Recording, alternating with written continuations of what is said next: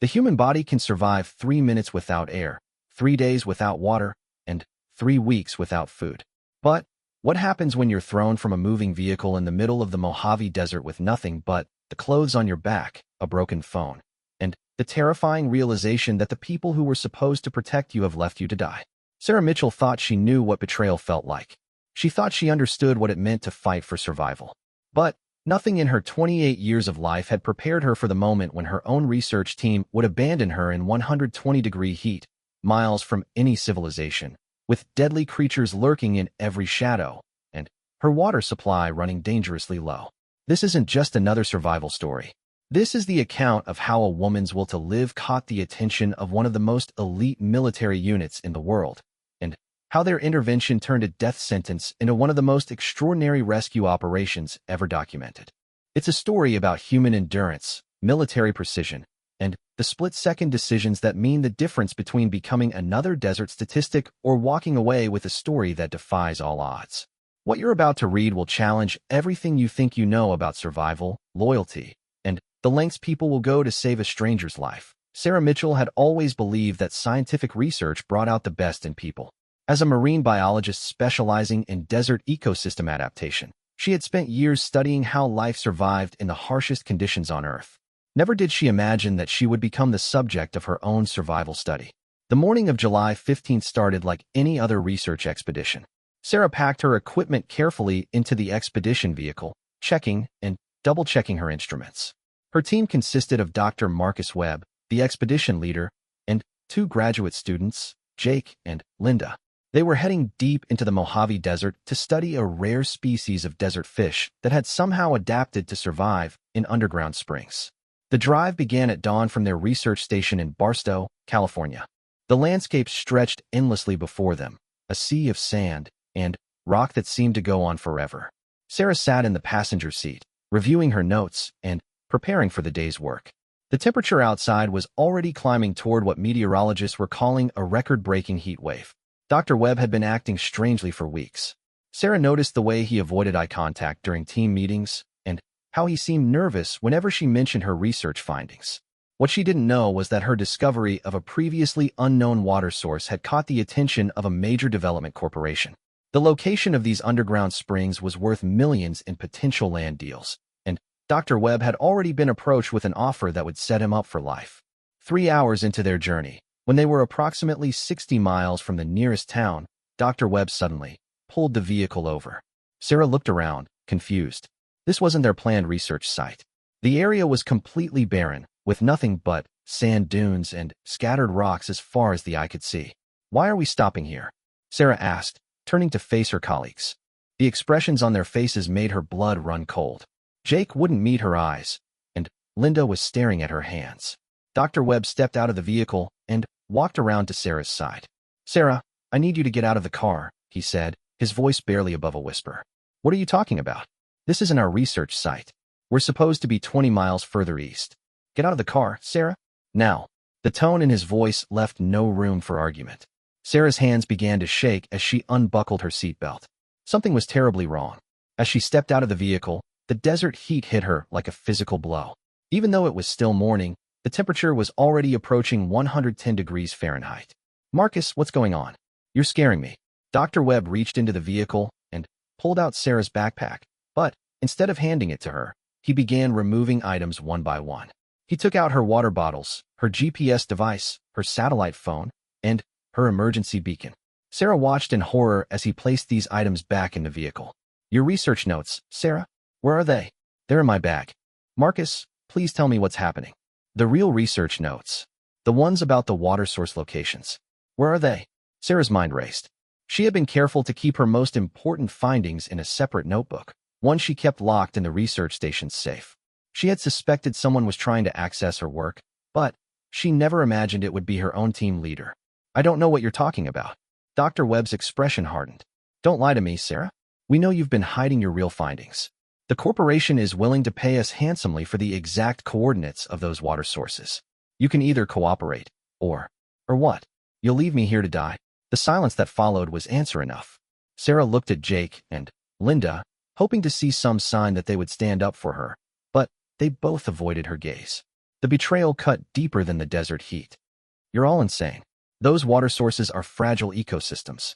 If a development company gets hold of them, they'll destroy everything we've worked to protect. That's not our problem anymore, Dr. Webb replied. The corporation has made us an offer we can't refuse. All we need are those coordinates. And if I don't give them to you, then you can figure out how to survive out here until you change your mind. Sarah realized with growing horror that her colleagues were serious. They were actually going to abandon her in one of the most dangerous environments on Earth. She thought about making a run for the vehicle, but Jake was bigger and stronger than her, and there was nowhere to run in the open desert. Please don't do this, she whispered. We've worked together for 3 years. I trusted you. Business is business, Sarah. You have 24 hours to think about it. We'll come back tomorrow morning. If you're ready to cooperate, we'll take you back to civilization. If not, he shrugged and climbed back into the driver's seat. Wait, you can't just leave me here with nothing. Dr. Webb tossed her backpack out of the vehicle, but Sarah could see that it was nearly empty. They had taken everything that could help her survive. As the engine started, panic set in completely. At least leave me some water. Please. The vehicle began to move, kicking up a cloud of dust and sand. Sarah ran after it, screaming for them to stop, but the distance between her and safety grew larger by the second. Within minutes, she was alone in the vast emptiness of the Mojave Desert, with the sun climbing higher in the sky and the temperature rising by the minute. She stood there for a long time, staring at the dust cloud on the horizon until it disappeared completely. The silence was overwhelming. No birds, no insects, no wind. Just the endless expanse of sand and the sound of her own rapid breathing. Sarah opened her backpack to assess what little she had left. Inside, she found a half-empty bottle of water, a granola bar, a small first aid kit, her field notebook, and a pen. Her phone was still in her pocket, but when she checked it, there was no signal. The screen showed her battery at 30%. The reality of her situation began to sink in. She was more than 60 miles from the nearest town, with less than a day's worth of water and temperatures that could kill her in hours. The research station wouldn't expect them back for 3 days, and by then, it might be too late. But Sarah was a scientist, and her analytical mind kicked in despite her fear. She had studied desert survival as part of her research into how organisms adapted to extreme conditions. She knew that her first priority had to be finding shade and conserving her energy during the hottest part of the day. Looking around, she spotted a large rock formation about a quarter mile to the north. It wasn't much, but it might provide some relief from the sun. She decided to head there and use the time to plan her next move. As she walked across the sand, Sarah's anger began to replace her fear. Dr. Webb and the others had underestimated her. They thought they could break her will by abandoning her in the desert, but they didn't know about her childhood spent camping with her father or the survival courses she had taken as part of her military research training. She wasn't going to die out here, and when she survived this, she was going to make sure that Dr. Webb and his corporate friends paid for what they had done. The rock formation provided blessed shade, and Sarah settled in to wait out the worst heat of the day. She took tiny sips of water and tried to calculate how long her supplies would last. If she was careful, she might be able to stretch the water for 2 days, maybe 3 if she could find another source. But first, she needed to signal for help. Her phone had no service, but she remembered reading about how emergency calls could sometimes go through even when regular service was unavailable. She climbed to the highest point of the rocks and held her phone up, searching for any trace of a signal. Nothing. As the sun reached its peak, Sarah realized that her former colleagues had chosen their abandonment site carefully. They were far from any major roads or flight paths. Unless she could find a way to move closer to civilization, no one was going to find her. The temperature continued to climb, and Sarah began to understand why the Mojave Desert was considered one of the most dangerous places in North America. The heat was so intense that it felt like standing inside an oven. Her skin began to burn despite the shade, and she could feel her body starting to dehydrate. She spent the afternoon planning her escape route, using her knowledge of desert geography to identify the most likely direction to find help. According to her calculations, there was a highway about 40 miles to the southeast. If she could travel at night when the temperature dropped, she might be able to cover enough ground to reach it. But 40 miles was a long way to walk in any conditions, let alone in the desert with almost no water. Sarah knew she would need to be smart about this if she wanted to survive. As evening approached and the temperature finally began to drop, Sarah prepared to leave the relative safety of her rocky shelter. She had torn strips from her shirt to cover her head and arms, and she had saved half of her water for the journey ahead. Just as she was about to start walking, she heard something that made her freeze. It was the sound of vehicles in the distance. For a moment, she thought Dr. Webb had returned early, but as the sound grew closer, she realized it was different. These were larger vehicles, military vehicles by the sound of them. Sarah climbed to the top of the rocks and looked toward the source of the sound.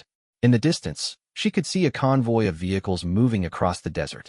They were still several miles away, but they seemed to be heading in her general direction. Without hesitation, she began signaling with her phone's flashlight, hoping against hope that someone would see her. The vehicles were her best chance of rescue, possibly her only chance. As she flashed her light into the growing darkness, Sarah had no way of knowing that she had just caught the attention of Delta Force Team Alpha, returning from a classified training exercise in the Nevada desert.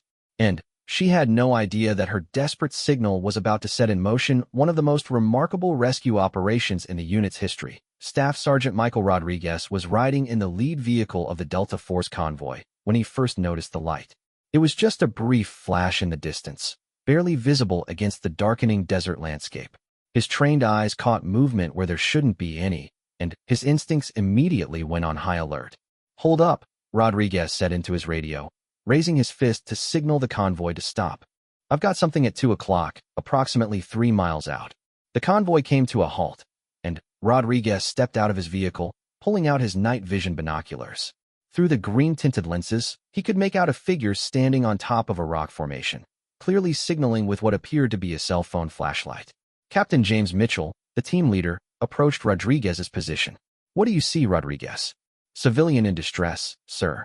Single individual on the rocks, signaling for help." Captain Mitchell took the binoculars and studied the situation. Delta Force teams were trained to be suspicious of everything, especially unexpected encounters during classified operations. But something about this situation seemed genuine. The person was alone, their signaling was desperate rather than coordinated, and they were in an area where no one should be without serious survival gear. "Could be a setup," suggested Sergeant First Class David Thompson, the team's communications specialist. "Remote area, perfect for an ambush. Or it could be someone who really needs help," replied Rodriguez. "Either way, we need to check it out." Captain Mitchell made the decision that would change everything. "Rodriguez, Thompson, you're with me. We'll approach on foot. Chun, Martinez, set up overwatch positions. If this goes sideways, I want covering fire available." The 3 soldiers moved across the desert with the practiced silence of elite operators. They covered the distance quickly, using natural terrain features for concealment as they approached Sarah's position. Through their night vision equipment, they could see that the person signaling was a woman, alone, and clearly in distress. Sarah had been flashing her phone light for nearly an hour when she saw figures moving toward her position. Fear and hope battled in her chest as she watched 3 armed men approach in the darkness. In her current situation, even armed strangers might be her salvation. "Hello," she called out as they got closer. "Please, I need help." The soldiers approached cautiously, weapons ready but not pointed directly at her. Captain Mitchell stepped forward, removing his night vision goggles so Sarah could see his face. "Ma'am, I'm Captain Mitchell with the U.S. Army. Are you injured?" The relief in Sarah's voice was overwhelming. "Thank God you found me. I've been stranded here since this morning. My research team left me here without any supplies." Rodriguez and Thompson spread out to secure the area while Captain Mitchell assessed the situation. Years of experience had taught him to read people quickly, and everything about this woman suggested she was telling the truth. Her clothing was torn and dirty, her lips were cracked from dehydration, and there was genuine fear in her eyes. "What's your name, ma'am?" "Sarah Mitchell. I'm a marine biologist. I was out here on a research expedition when my team abandoned me." Captain Mitchell raised an eyebrow at the shared surname, but said nothing. "Abandoned you? Can you tell me what happened?" As Sarah recounted the events of the morning, the soldiers listened with growing anger. The idea of abandoning someone in the desert was horrific to men whose entire careers were built on the principle that you never leave a teammate behind. "Do you have any water left?" Rodriguez asked, noting how dry Sarah's voice had become. "Maybe a few sips in my bottle." Without hesitation, Rodriguez handed over his own water bottle. "Drink slowly, small sips. Don't make yourself sick." Sarah gratefully accepted the water, fighting the urge to drink it all at once. The cool liquid felt like a miracle on her parched throat. Captain Mitchell was already working through the tactical situation in his mind. They were currently on a classified mission route, and officially they weren't supposed to be here. But they couldn't just abandon someone who needed help, especially someone who had been deliberately left to die. Thompson, see if you can get a signal on your sat phone. We need to contact base and report this situation. While Thompson worked on establishing communications, Rodriguez continued his assessment of Sarah's condition. Despite her ordeal, she seemed remarkably composed. Her scientific background was evident in the way she had rationed her water and sought shelter during the hottest part of the day. You did good, Doc, he told her. A lot of people would have panicked and made things worse. You kept your head on straight. Sarah managed a weak smile. I study how organisms survive in extreme environments. I never thought I'd become one of my own test subjects. Thompson approached with his satellite phone. I've got base on the line, Captain. They want to know our status. Captain Mitchell took the phone and moved a short distance away for privacy. The conversation that followed was tense. Command was not happy about the deviation from their mission plan, but they agreed that leaving a civilian to die in the desert was not an option. When he returned, Captain Mitchell's expression was serious. Dr. Mitchell, we're going to get you out of here, but there are some complications. We're on a classified training exercise, which means we can't just drive you back to civilization through normal channels. I don't understand. Can't you just take me to the nearest town? It's not that simple. If we do that, there will be questions about what we were doing out here, questions we can't answer. We need to figure out another way. Rodriguez had an idea. What if we set up a scenario where she flags down a civilian vehicle on the highway? We could position her where someone would find her, make it look like she walked there on her own. That could work, Thompson agreed. There's a truck stop about 15 miles south of here. Long-haul truckers use that route all night long. Sarah listened to this conversation with growing confusion. I'm sorry, but I don't understand why this has to be so complicated. You found me. You rescued me. Why can't you just take me home? Captain Mitchell sat down beside her on the rocks. Dr. Mitchell, Delta Force units like ours operate under very specific rules. We can't officially be in certain places or involved in certain activities. If word gets out that we were in this area tonight, it could compromise national security operations. So you're saying you'll help me, but no one can know about it? Exactly. We'll make sure you get to safety, but it has to look like you survived on your own until someone else found you. Sarah considered this. Part of her was frustrated by the secrecy, but she was also immensely grateful to these soldiers who were willing to help her despite the complications it created for them. What about Dr. Webb and the others? They tried to murder me. Someone needs to know about that. Once you're safe, you can report what happened to the authorities, Captain Mitchell assured her. But our involvement needs to stay classified. Rodriguez was studying the tactical situation with the practiced eye of a soldier who had spent years in hostile environments. Captain, I've got a problem with the truck stop plan. 15 miles is still a long way for someone in her condition to walk, even if we give her supplies. And we'd have to leave her alone again. What are you thinking? What if one of us goes with her? Not officially, but as a good Samaritan who happened to find her along the way. Thompson shook his head. Too risky. If anyone recognizes us or asks too many questions, it could blow the whole operation. Then, we do it smart, Rodriguez continued. I volunteer to go out of uniform, civilian clothes, civilian vehicle. I accidentally find Dr. Mitchell near the highway and give her a ride to safety.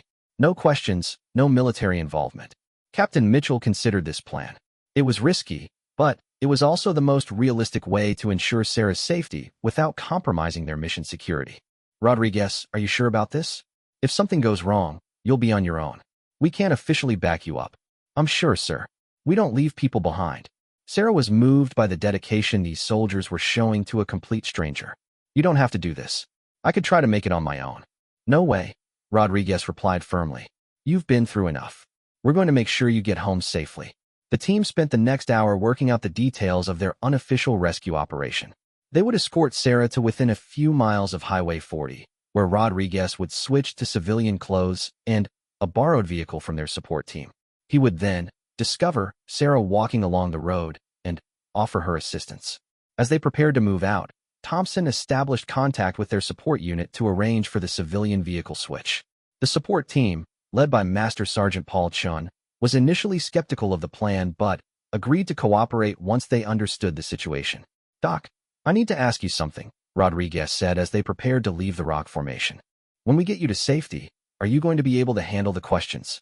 Law enforcement is going to want to know how you survived, where you went, who helped you. Sarah nodded. I understand. As far as anyone knows, I managed to signal a passing motorist who gave me a ride. I never saw any military personnel. And the story about your research team abandoning you? That part is completely true. I'll report exactly what happened, minus the part about Delta Force finding me first. Captain Mitchell was satisfied with Sarah's understanding of the situation. Dr. Mitchell, I want you to know that what your colleagues did to you was inexcusable. No one deserves to be abandoned like that, especially not for money. Thank you, Captain. I can't express how grateful I am for what you're all doing for me. Just doing our job, ma'am.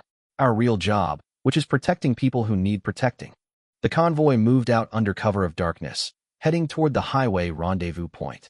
Sarah rode with Rodriguez and Thompson, continuing to sip water slowly and trying to process everything that had happened to her in the space of a single day. As they traveled through the dark desert, Sarah realized that her ordeal was far from over. She still had to face the authorities, deal with the betrayal of her research team, and somehow rebuild her career after this nightmare. But for the first time since Dr. Webb had ordered her out of the vehicle that morning, she felt like she might actually survive. What she didn't know was that her rescue was about to become even more complicated. Back at the research station, Dr. Webb and his team had discovered that Sarah's real research notes were missing from the safe, where she claimed to have left them. And they were becoming desperate enough to do whatever it took to find those notes before Sarah could expose their plan.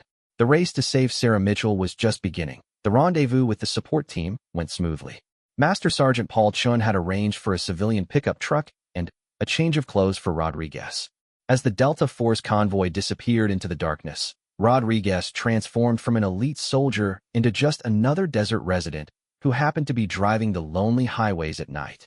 Sarah waited in the designated spot, a rest area about 2 miles from where the highway intersected with a smaller county road. The plan was simple. Rodriguez would drive up, offer her a ride, and take her to the nearest police station where she could report what had happened to her. But as they drove toward the highway, Rodriguez's military instincts were telling him something was wrong. He had noticed vehicle headlights in the distance, moving in a search pattern across the desert. Someone else was out there, looking for something or someone. Doc, I need you to stay low in the seat for a minute, Rodriguez said as they approached the highway. There are other vehicles out here, and I want to make sure they're not connected to the people who left you. Sarah's blood ran cold. You think Dr. Webb came back? I don't know, but I'm not taking any chances. Rodriguez pulled off the road and cut his lights, watching the distant vehicles through binoculars. What he saw confirmed his suspicions. 3 vehicles were moving in a coordinated search pattern, using spotlights to sweep the desert floor. This wasn't a rescue operation, it was a manhunt. They're looking for you, he told Sarah. Which means they either changed their minds about leaving you alone, or they realized you have something they need. Sarah's mind raced. What could she have that was so important they would risk coming back for her? Then it hit her. The backup drive. What backup drive? I kept copies of all my research on a small flash drive. It's sewn into the lining of my field jacket. She pulled out a tiny device that had been hidden in the jacket's inner pocket. This contains the exact coordinates of all the water sources, plus documentation of how the ecosystem works. It's everything the corporation would need to exploit the area. Rodriguez realized the situation had just become much more dangerous. Dr. Mitchell, if they're willing to kill you for that information, they're not going to just give up and go home. We need to get you somewhere safe and figure out our next move. The sound of engines grew closer, and Rodriguez made a quick decision. Instead of heading to the highway as planned, he turned deeper into the desert, using his military training to navigate without headlights. Where are we going? There's an abandoned mining camp about 10 miles from here. My team used it as a staging area during a training exercise last year. We can lay low there while we figure out how to handle this. As they drove through the darkness, Sarah's phone suddenly chirped with an incoming text message. The signal was weak, but the message came through clearly. It was from Dr. Webb. Sarah, we know you're out there. You have something that belongs to us. Meet us at the old ranger station on Kelso Road at midnight, and we can work this out like civilized people. If you don't show up, we'll assume you've decided to be unreasonable. Rodriguez read the message and shook his head. These people have no idea what they're dealing with. They think they can intimidate you into cooperating. What should I do? Nothing. Don't respond to the message. Don't go to any meeting. We're going to get you somewhere safe, and then contact the authorities. But even as Rodriguez said this, he knew the situation was becoming more complicated by the minute. His team was officially off duty and operating without authorization. If he called for backup, he would have to explain what Delta Force was doing in this area, which could compromise their classified mission.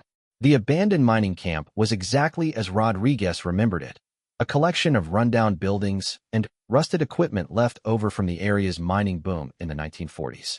More importantly, it was hidden in a valley that provided concealment from anyone searching the surrounding area. Rodriguez parked the truck inside one of the larger buildings and helped Sarah get settled.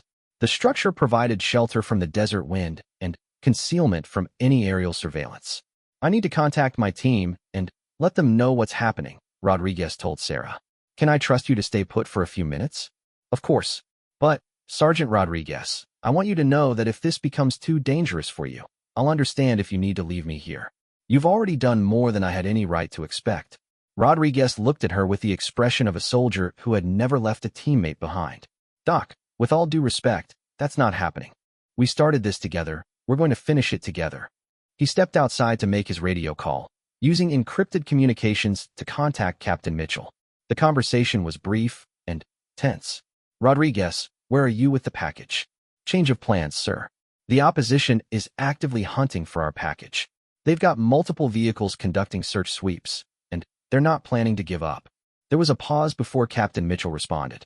"What's your assessment of the threat level?" "Hi, sir. These people are willing to kill for what the package is carrying. I've moved to the old mining camp for temporary concealment, but we're going to need a more permanent solution." "Understood. Hold your position. We're going to figure this out." Meanwhile, Dr. Webb and his team were growing increasingly desperate. They had returned to the spot where they left Sarah, expecting to find her either dead or ready to cooperate. Instead, they found evidence that she had been there but was now gone. Jake, the graduate student who had been reluctant to participate in the plan from the beginning, was having serious second thoughts. "Marcus, maybe we should just call this whole thing off. If Sarah's alive out there, she's going to report us to the police anyway." "We've come too far to back down now," Dr. Webb replied. "The corporation is paying us $5 million for those coordinates. That's enough money to set us all up for life." Linda, the other graduate student, was studying tracks in the sand around the rock formation where Sarah had taken shelter. "There were other people here. Look at these boot prints. They're military-style boots, and there are multiple sets." Dr. Webb examined the tracks and felt a chill of fear. "Military? What would military personnel be doing out here?" "I don't know, but if Sarah got rescued by military units, we're in serious trouble. They'll have documented everything, taken statements, probably already contacted law enforcement." The implications of this discovery changed everything. If the military was involved, it meant Sarah wasn't just a lone scientist trying to survive in the desert. She had professional help, and that help would include people with training in tactics, weapons, and combat. "We need to abort," Jake said firmly. "This has gotten way out of hand." But Dr. Webb had crossed a line, and he knew there was no going back. "No, we find Sarah, we get those coordinates, and we complete the deal. If we don't, the corporation is going to assume we're trying to cut them out. Do you have any idea what kind of people we're dealing with?" The truth was that Dr. Webb had gotten involved with individuals who had connections to organized crime. The Development Corporation was a front for money laundering operations, and the people financing this deal were not the type to accept failure gracefully. Back at the mining camp, Rodriguez was helping Sarah understand the gravity of their situation. "Doc, I need you to be completely honest with me. Is there anything else about this research that you haven't told me? Anything that might explain why these people are so desperate to find you?" Sarah thought carefully before answering. "The water sources I discovered aren't just ecologically important. They're also connected to a much larger underground aquifer system. If someone could control access to those springs, they could potentially control water rights for hundreds of square miles of desert land. How much money are we talking about? In the right hands, probably hundreds of millions of dollars. Maybe billions, depending on how the land gets developed." Rodriguez whistled low. "That explains a lot. People have killed for a lot less money than that." "There's something else," Sarah continued. "The corporation that Dr. Webb mentioned? I did some research on them after I first heard rumors about their interest in our work. They're connected to some very questionable people. Not just business executives, but people with criminal records." This information confirmed Rodriguez's suspicions that they were dealing with more than just academic misconduct. This was organized crime, which meant the people hunting Sarah would have resources and connections that went far beyond what a normal criminal investigation would encounter. Rodriguez made another encrypted radio call to his team. Captain, I need to speak with intelligence. We've got a situation that goes way beyond what we initially thought. Captain Mitchell was already ahead of him. Rodriguez, we've been doing some checking on our end. The research facility where our package was working has been under FBI surveillance for suspected connections to money laundering operations. This thing is bigger than just an abandoned scientist. What are your orders, sir? Hold position until we can coordinate with federal authorities. We're going to turn this over to the FBI, but we need to make sure our package stays safe until that happens. Understood, sir. Rodriguez returned to the building where Sarah was waiting. Doc, I've got good news and bad news. The good news is that we're going to get you proper protection. The bad news is that you've stumbled into the middle of a federal investigation. FBI. Apparently, your research facility has been under surveillance for suspected criminal activity. Your colleagues didn't just betray you for money. They betrayed you to organized crime figures. Sarah felt sick. I had no idea. I just thought Dr. Webb was being greedy. I never imagined he was working with criminals. Well, now we know why they're so determined to find you. It's not just about the money anymore. It's about covering up their criminal operation. As if to emphasize this point, Sarah's phone buzzed with another text message. This one was from a number she didn't recognize, and the tone was much more threatening than Dr. Webb's previous message. Dr. Mitchell, you have something that belongs to us. We know you're alive, and we know you're not alone. You have until sunrise to deliver the research data to the coordinates we're sending you. If you don't comply, we'll assume you prefer the permanent solution. Attached to the message were GPS coordinates for a location about 20 miles away. Rodriguez read the message and shook his head. These people just made a serious mistake. They threatened a civilian under federal protection, which means they just escalated this from kidnapping to terrorism. He immediately contacted Captain Mitchell with the new information. The response was swift and decisive. Rodriguez, maintain your position. FBI is mobilizing a response team, and we're authorized to provide support. These people just picked a fight with the wrong organization. Sarah looked at Rodriguez with a mixture of fear and gratitude. What happens now? Now we wait for backup, and we let the professionals handle this. But, Doc, I want you to know something. No matter what happens, we're not going to let these people hurt you. That's a promise. Outside in the desert, the hunt for Sarah Mitchell was intensifying. But what Dr. Webb and his criminal associates didn't realize was that they were no longer hunting a helpless victim. They were about to face the full force of Delta Force, and the FBI, and Sarah Mitchell had just become the most protected person in the Mojave Desert. Dawn was approaching, and the deadline the criminals had set for Sarah was only hours away. At the abandoned mining camp, Rodriguez had established a defensive perimeter while they waited for federal backup to arrive. Sarah sat in the main building, trying to process how her life had gone from ordinary scientific research to being at the center of a federal investigation. How much longer until help arrives? She asked Rodriguez as he checked his equipment for the third time in an hour. FBI tactical team should be here within 2 hours. My unit is providing overwatch and coordination support. He paused and looked directly at her. Doc, I need to ask you something important. Are you prepared to testify against these people if this goes to trial? Sarah nodded without hesitation. Absolutely. What they did to me was attempted murder. And if they're involved with organized crime, then other people are at risk too. Rodriguez's radio crackled with an encrypted message from Captain Mitchell. Eagle 1, this is Alpha 6. We have eyes on multiple hostile vehicles converging on your area of operations. Count 6 vehicles, approximately 20 personnel. They appear to be armed and organized. Rodriguez grabbed his binoculars and moved to a concealed observation point. In the distance, he could see dust clouds from multiple vehicles approaching from different directions. The criminals weren't just looking for Sarah anymore. They were conducting a full-scale military-style operation. Doc, we've got company coming, and they're not here to negotiate. Sarah's phone buzzed again with another message. Dr. Mitchell, we know you're in the old mining camp. You have 10 minutes to come out with the research data, or we're coming in to get it. Your military friends can't protect you from all of us. Rodriguez realized the situation had just become much more serious.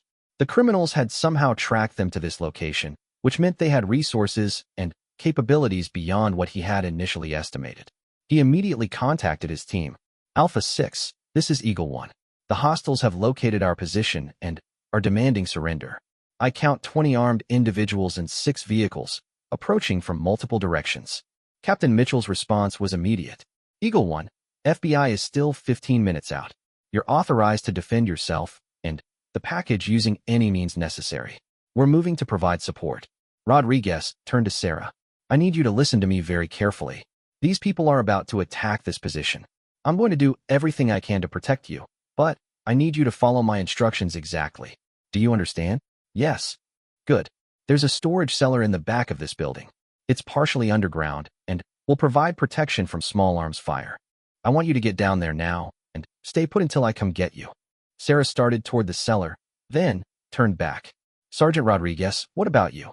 There are 20 of them, and only one of you. Rodriguez checked his rifle and smiled grimly. Doc, you'd be surprised what one Delta Force operator can do when properly motivated. As Sarah disappeared into the cellar, Rodriguez took up a defensive position that would allow him to cover multiple approaches to the building. His training kicked in automatically as he began calculating fields of fire, escape routes, and tactical advantages. The first vehicle appeared over a ridge about 500 yards away, followed quickly by two others. Rodriguez could see armed men deploying from the vehicles and beginning to advance toward the mining camp. These weren't academic researchers anymore. They were dealing with professional criminals who had military-style equipment and training. Rodriguez's radio crackled again. Eagle 1, Alpha 6. We have Overwatch position established on Ridge Charlie. We count 22 hostiles, armed with assault rifles and body armor. These people came prepared for a fight. Alpha 6, Eagle 1. Are you cleared to engage? Affirmative, Eagle 1. You are cleared to defend yourself and the package. FBI has been informed of the situation and concurs with defensive operations. Dr. Webb was in the lead vehicle, but he was no longer in charge of this operation. Sitting beside him was Vincent Caruso, a professional criminal who specialized in corporate espionage and intimidation.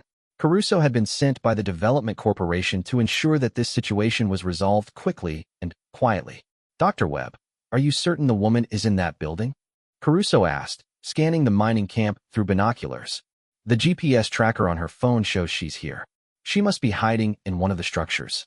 What about the military personnel who rescued her? I don't know. Maybe they left her here and went back to their base. Caruso shook his head. You're an idiot, Dr. Webb.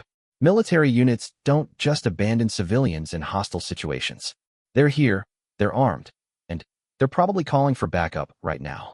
Jake, the graduate student, was in the back seat and looked terrified. Mr. Caruso, maybe we should just leave. If the military is involved, we're going to end up in federal prison. You're going to end up dead if we don't get those research coordinates, Caruso replied coldly. The people financing this operation don't accept failure, and they don't leave witnesses. The truth was that Dr. Webb and his students had gotten involved with a criminal organization that used development projects as covers for money laundering. The water rights Sarah had discovered were worth millions in legitimate development, but they were worth even more as a way to clean dirty money through land speculation. Rodriguez watched the approaching hostiles through his rifle scope. He could see that they were spreading out to surround the mining camp, which confirmed his assessment that these were professionals, not panicked academics. His earpiece crackled with a transmission from Thompson, who was providing sniper overwatch from a ridge position. Eagle 1, Overwatch 2. I have a clear shot on what appears to be the team leader. Request permission to engage. Overwatch 2. Hold fire unless they initiate hostile action. We need to maintain legal justification for defensive operations. Rodriguez's military training emphasized that even in combat situations, rules of engagement had to be followed. He could defend himself and Sarah, but he couldn't simply start shooting at people who hadn't yet committed an overtly hostile act. That restraint ended when one of the criminals fired a rifle shot that shattered the window next to Rodriguez's position. All units, this is Eagle 1. Hostiles have initiated combat operations. You are cleared to engage. The battle for the mining camp erupted with sudden violence.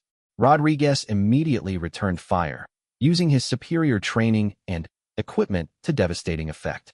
His first shots disabled two of the attacking vehicles, trapping several hostiles in the open without cover. From his overwatch position, Thompson began systematically engaging targets with precision rifle fire. Each shot was carefully aimed and devastatingly accurate, eliminating threats while minimizing the risk to any innocent parties who might be caught in the crossfire.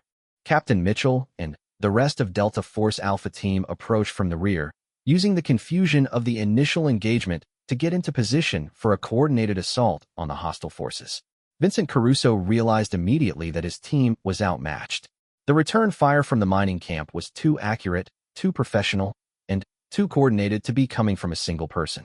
They were fighting trained military operators, and his criminal associates were being systematically eliminated. "Fall back," he shouted into his radio. "These aren't ordinary soldiers." But the retreat was too little, too late. Delta Force had them surrounded and was using superior training and equipment to end the threat decisively. Within 15 minutes of the first shot being fired, most of Caruso's team was either dead, wounded, or surrendering. Dr. Webb found himself crouched behind his damaged vehicle with Jake and Linda, watching his carefully planned operation fall apart around him. The money from the criminal organization had seemed like the answer to all his problems, but now he realized he had traded his career and his freedom for a deal that was never going to work. Dr. Webb. Rodriguez's voice called out across the battlefield. "This is Sergeant Rodriguez, U.S. Army. You and your people need to throw down your weapons and surrender. FBI is on the way, and this is your only chance to resolve this peacefully." Webb looked at his two graduate students, both of whom were clearly terrified and ready to give up. "What do we do?" Linda whispered. "We surrender," Webb replied, the fight finally going out of him. "We're not soldiers, and we're not killers. This whole thing was a mistake." One by one, the surviving members of the criminal team began throwing down their weapons and raising their hands.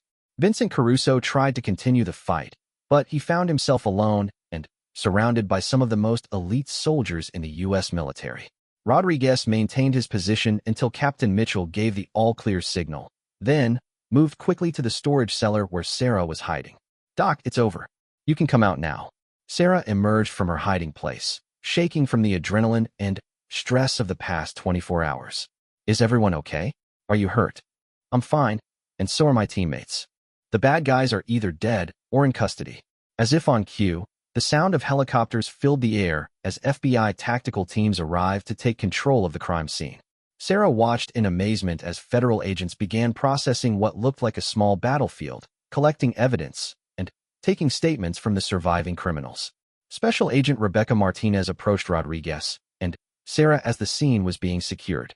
"Sergeant Rodriguez, I'm Agent Martinez, FBI. I'll need to debrief both of you about what happened here." "Of course, Agent Martinez.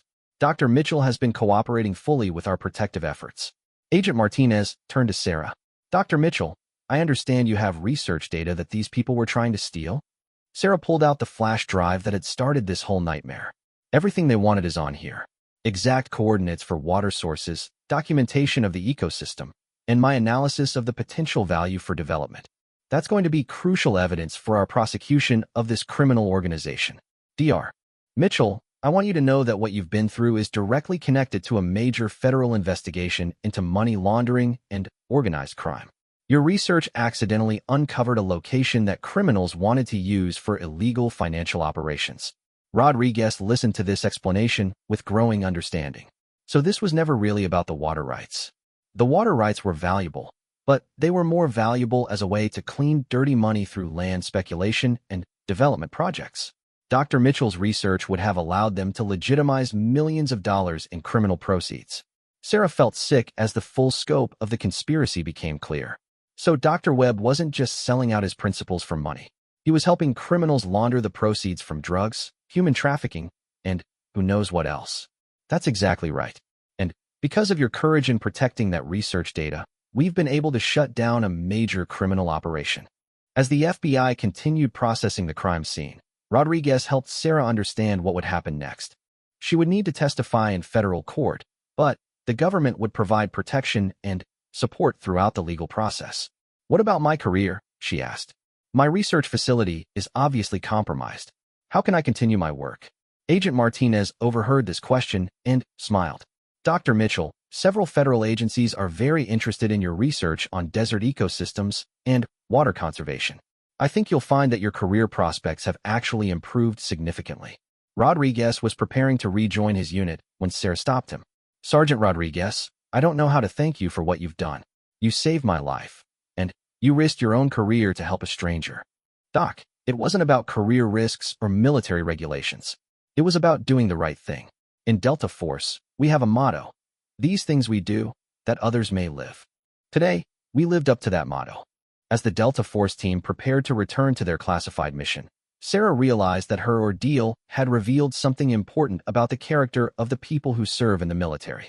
They had risked everything to save someone they didn't know, simply because it was the right thing to do. The nightmare that had begun with betrayal in the desert was ending with the restoration of her faith in human decency and courage. 6 months after her rescue from the Mojave Desert, Sarah Mitchell stood in the federal courthouse in Los Angeles, preparing to deliver the testimony that would bring her former colleagues and their criminal associates to justice. The woman who walked into that courtroom was fundamentally different from the naive scientist who had been abandoned in the desert. Her ordeal had changed her in ways that went far beyond the physical scars from her time in the wilderness. The trial of Dr. Marcus Webb, Vincent Caruso, and 12 other defendants had captured national attention. The case represented one of the largest money laundering prosecutions in recent history, involving over $200 million in criminal proceeds that had been filtered through fake development projects across the southwestern United States. Sarah had spent months working with FBI investigators to understand the full scope of the criminal operation. What had started as a simple case of academic betrayal had revealed a network of corruption that reached into universities, development corporations, and organized crime families from 3 different states. Dr. Mitchell, Prosecutor Assistant U.S. Attorney James Morrison, addressed her from the podium. "Can you tell the jury what you believed was happening when Dr. Webb asked you to leave the research vehicle on July 15th? Sarah's voice was steady and clear as she recounted the events of that day. "I thought Dr. Webb was trying to steal my research for personal profit. I had no idea that he was working with organized crime figures to use my data for money laundering operations." "When did you first realize that this case involved more than simple academic misconduct?" "When Sergeant Rodriguez explained that multiple vehicles were hunting for me in the desert. Dr. Webb alone wouldn't have had the resources for that kind of operation." The defense attorney for Dr. Webb, a high-priced criminal lawyer named David Sterling, tried to portray his client as a victim of circumstance who had been coerced by more dangerous associates. Dr. Mitchell, Sterling addressed her during cross-examination. "Isn't it true that Dr. Webb was being threatened by Mr. Caruso and his associates? That he was forced to cooperate with their scheme?" Sarah looked directly at Dr. Webb, who couldn't meet her eyes. "Mr. Sterling, Dr. Webb made a choice to prioritize money over scientific integrity and human life. He left me to die in the desert for $5 million. Whether he was threatened or not, that was his decision. But you survived, Dr. Mitchell. You weren't actually harmed by Dr. Webb's actions." Sarah's response was sharp and uncompromising. "I survived because Delta Force soldiers risked their careers and their lives to save me. Dr. Webb's actions would have killed me if not for their intervention. The fact that I survived doesn't make attempted murder any less of a crime." From the gallery, Sergeant Rodriguez watched Sarah's testimony with pride. He was still serving with Delta Force, but the successful resolution of this case had enhanced his reputation within the special operations community. The Army had initially been concerned about the unauthorized rescue operation, but the media attention and public support had turned Rodriguez and his team into heroes. Captain Mitchell, now promoted to major, had received a commendation for his leadership during the operation. The military had eventually acknowledged that the team's actions represented the best traditions of the armed forces, even if they had operated outside normal protocols. The trial revealed disturbing details about how criminal organizations had infiltrated legitimate academic and business institutions. Vincent Caruso, the professional criminal who had led the attack on the mining camp, had been connected to money laundering operations in 12 states. During his own testimony, Caruso tried to minimize his role in the conspiracy. "I was hired to recover stolen corporate property. I had no intention of harming anyone." Prosecutor Morrison destroyed this defense with evidence from the crime scene. "Mr. Caruso, you brought 20 armed men to attack a single woman hiding in the desert. You fired first, initiating a gunfight that left 6 of your associates dead. How do you reconcile that with your claim that you didn't intend to harm anyone?" "We were defending ourselves against military attack. You were attacking U.S. soldiers who were protecting an innocent civilian from your criminal organization. There's a significant difference." The most damaging testimony came from Jake and Linda, the graduate students who had participated in abandoning Sarah but had been offered plea deals in exchange for their cooperation. Both students had been horrified by how far the conspiracy had escalated beyond their initial participation. Jake testified that Dr. Webb had initially told them they were just going to pressure Sarah to share her research data. He said, "We would leave her in the desert for a few hours, just long enough to scare her into cooperating. We never imagined it would turn into a criminal conspiracy involving organized crime. Linda's testimony revealed that Dr. Webb had been under financial pressure that made him vulnerable to criminal recruitment. Dr. Webb owed money to some very dangerous people. When the development corporation approached him with an offer to buy Sarah's research, he saw it as his only way out of a bad situation. The financial records presented during the trial showed a complex web of shell companies and fake transactions designed to hide the criminal origins of the money being laundered. Sarah's water source locations had been perfect for this scheme because they were remote, valuable, and could justify large financial transactions. Agent Martinez, the FBI investigator who had coordinated Sarah's protection, testified about the broader implications of the case. This conspiracy represents a new model for organized crime. Instead of traditional illegal activities, these criminals were infiltrating legitimate institutions like universities and development companies to create sophisticated money laundering operations. The trial lasted 3 weeks, and Sarah attended every day. She wanted to see justice done, not just for what had happened to her, but for all the other victims of this criminal organization. The FBI had identified dozens of other cases where academic research had been stolen or manipulated for criminal purposes. Dr. Webb's sentencing hearing was particularly emotional. He had pled guilty to attempted murder, conspiracy, and money laundering charges in exchange for a 25-year prison sentence. Before sentencing was pronounced, Dr. Webb was allowed to make a statement. "Your Honor, I want to apologize to Dr. Mitchell for what I did to her. I was in desperate financial circumstances, and I made choices that nearly cost an innocent person her life. There's no excuse for what I did." Sarah was also allowed to address the court during the sentencing hearing. "Your Honor, Dr. Webb's actions didn't just threaten my life. They corrupted the scientific process and endangered important environmental research. When academics betray the trust placed in them, it damages the integrity of all scientific research." Judge Patricia Williams sentenced Dr. Webb to 25 years in federal prison, with no possibility of parole for 15 years. Vincent Caruso received a life sentence for his role in organizing the armed attack that had resulted in multiple deaths.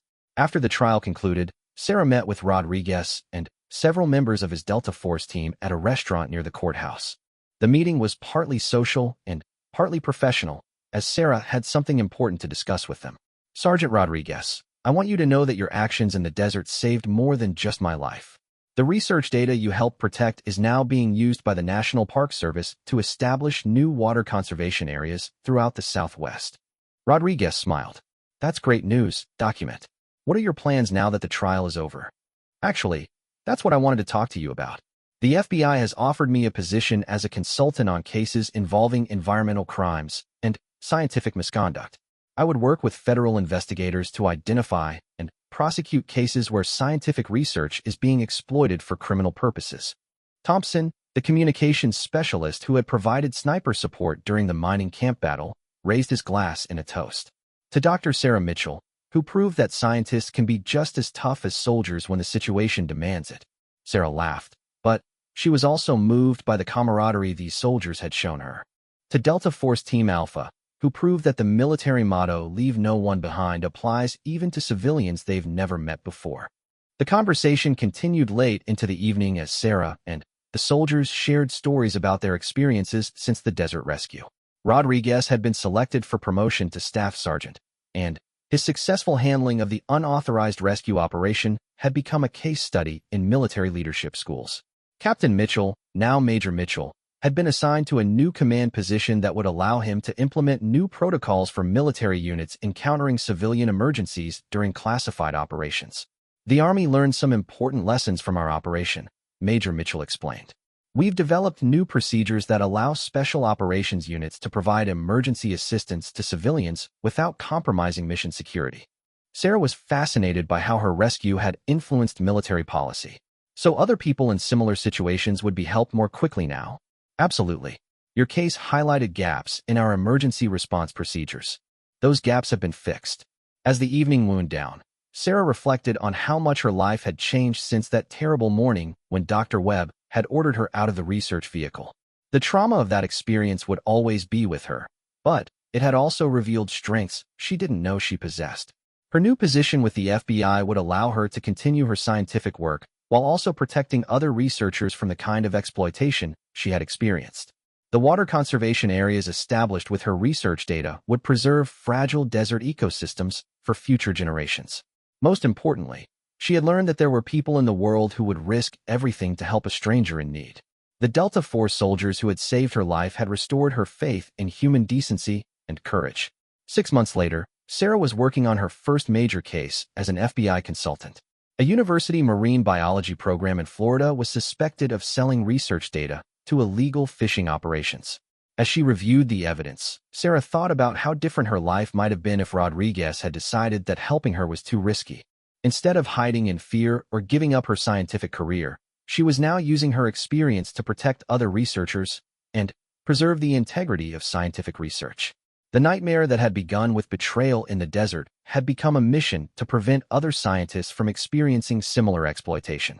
The water sources she had discovered in the Mojave Desert were now protected federal land, ensuring that the fragile ecosystem she had studied would survive for future generations of researchers. Dr. Webb's attempt to sell her data to criminals had ultimately resulted in stronger protection for the very resources he had tried to exploit. Sarah kept in regular contact with Rodriguez and his team, who had become close friends, as well as the people who had saved her life. They represented the best qualities of military service: courage, loyalty, and an unwavering commitment to protecting innocent people. As she prepared for another day of fighting environmental crime, Sarah remembered the words Rodriguez had spoken during her darkest hour in the desert: "We don't leave people behind." Those words had saved her life, and now they guided her work protecting others who found themselves in similar danger. The abandoned scientist who had been left to die in the Mojave Desert had become one of the FBI's most effective consultants on scientific fraud and environmental crime. Her story was proof that sometimes the worst betrayals can lead to the most meaningful victories, and that courage is often found in the most unexpected places. The Delta Force team that had risked everything to save a stranger had gained more than just a successful mission. They had gained a lifelong friend and ally in the fight against those who would exploit scientific research for criminal purposes. In the end, Sarah Mitchell's survival story had become something much larger: a victory for scientific integrity, environmental protection, and the principle that good people will always stand up against those who try to profit from betraying the trust placed in them. The desert had tested everyone involved in this story, and ultimately revealed the true character of each person. Some, like Dr. Webb, had failed that test catastrophically. Others, like Rodriguez and his team, had exceeded every expectation of courage and honor. Sarah Mitchell had not only survived her abandonment in the desert, she had emerged stronger, wiser, and more committed than ever to using her scientific knowledge to make the world a better place.